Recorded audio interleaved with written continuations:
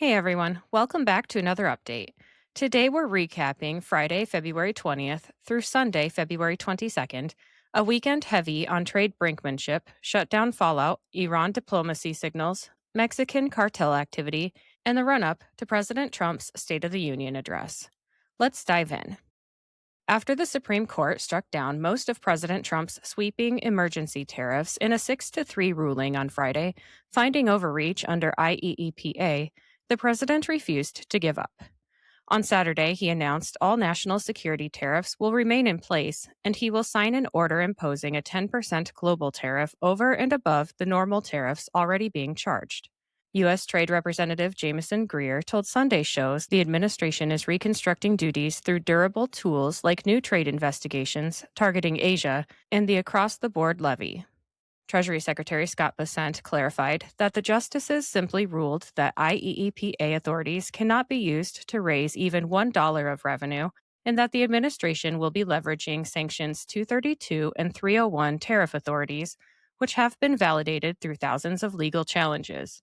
Bessent also explained that the Treasury's estimates show that the use of Section 122 authority, combined with the previously mentioned sections, will result in virtually unchanged tariff revenue in 2026.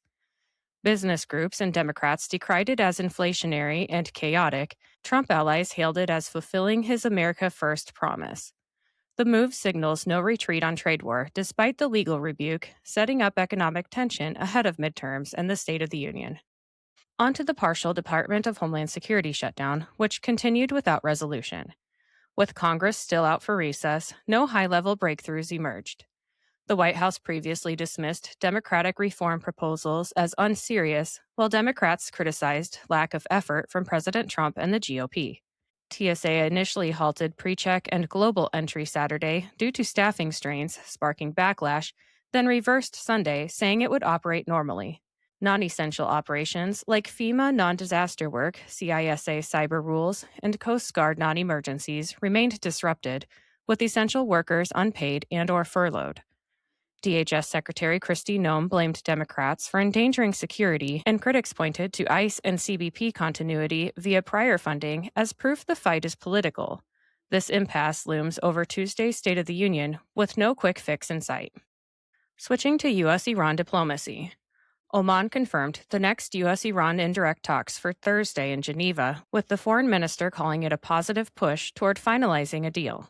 Iran emphasized nuclear-only focus, and U.S. officials noted progress on guiding principles but stressed unresolved details like enrichment, missiles, and sanctions. President Trump warned of a decision on whether they'll come to a deal or strike Iran in 10 to 15 days, with military buildup and threats of limited action or regime change.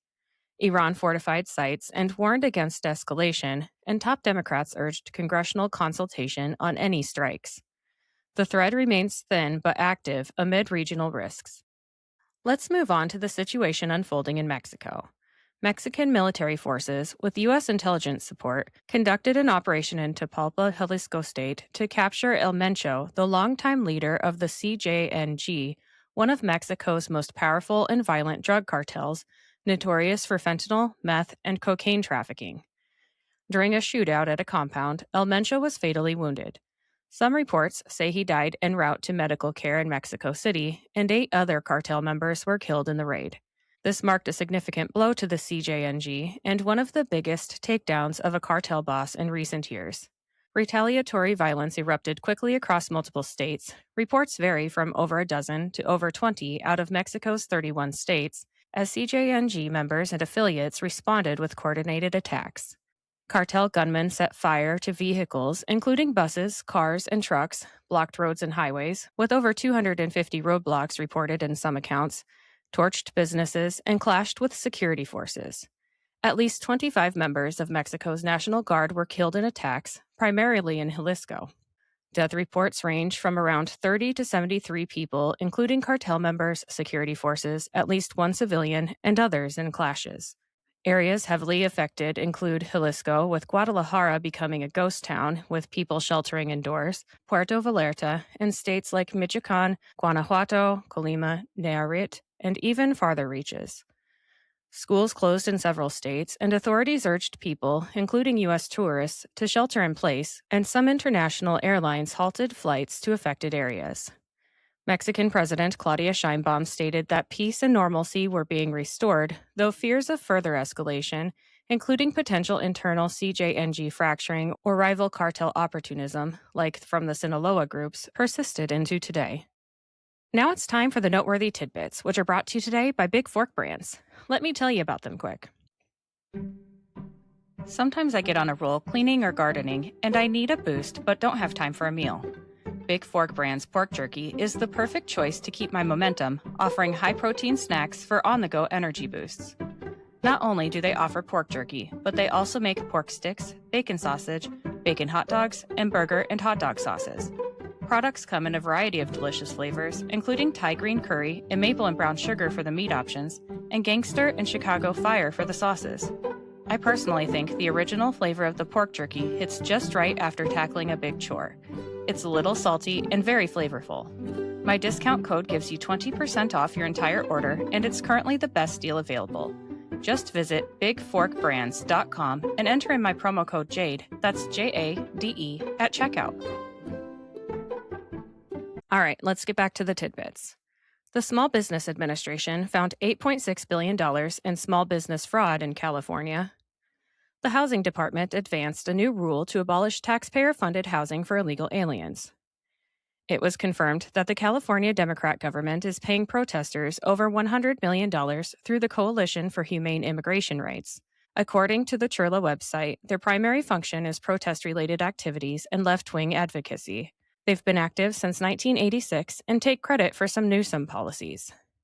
There were false claims going around that the FDA and Health and Human Services Department retreated from banning artificial colorings in food, and the HHS and FDA clarified that they're simply changing it so that producers who use natural food colorings don't have to mark them artificial anymore. Secret Service shot and killed an armed man who breached Mar-a-Lago's perimeter. The man had a shotgun and a gas can and raised the shotgun into a shooting position before being taken out by deputies and Secret Service. Assistant Attorney General Harmeet Dillon announced an investigation into a New York state contractor for requiring H-1B status for new workers, not even considering Native Americans for employment. President Trump hosted a governor's dinner, praising attendees amid shutdown and tariff tensions. Lastly, the USA men's hockey team achieved the gold medal at the Olympics, defeating Canada in overtime. That's the weekend rundown. Trump's tariff defiance shows no end. The DHS shutdown grinds on. Iran talks inch forward under shadow of force, and the State of the Union Tuesday looms as a narrative reset attempt. Will the address calm markets, rally the base, or deepen divides? Share your thoughts on Instagram or X at Shades of Jade Pod. If these multi-day episodes are keeping you on pace, subscribe, leave a review, and pass it along. Thank you for listening and have a great day.